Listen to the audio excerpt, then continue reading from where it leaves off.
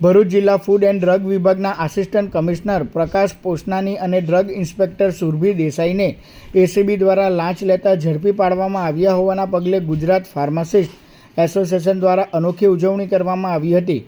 Food and drug કચેરી બહાર cake કાપી અને ફટાકડા ફોડી ભ્રષ્ટાચાર દૂર કરોના સૂત્રોચ્ચાર કરવામાં આવ્યા હતા।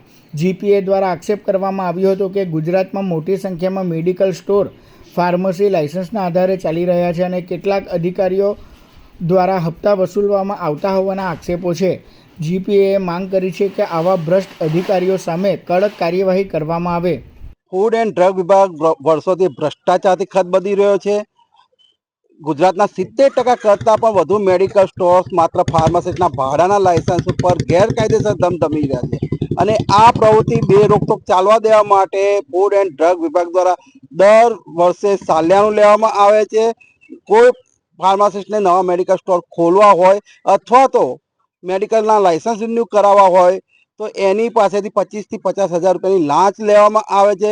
એવા સમયમાં જ્યારે ભરૂચ જિલ્લા ફૂડ એન્ડ ડ્રગ વિભાગના આસિસ્ટન્ટ કમિશનર પ્રકાશ પોસનાની અને ડ્રગ ઇન્સ્પેક્ટર એસીબીના છટકામાં રંગે હાથે લાંચ લેતા પકડાઈ ગયા છે, જેના કારણે ગુજરાતના ફાર્માસિસ્ટોમાં ખુશીનો માહોલ વ્યાપી ગયો છે અને ગુજરાત ફાર્માસિસ્ટ એસોસિએશન દ્વારા આજે ફૂડ એન્ડ ડ્રગ વિભાગની કચેરીએ ફટાકડા ફોડી અને કેક કાપીને એની ઉજવણી કરવામાં આવી છે।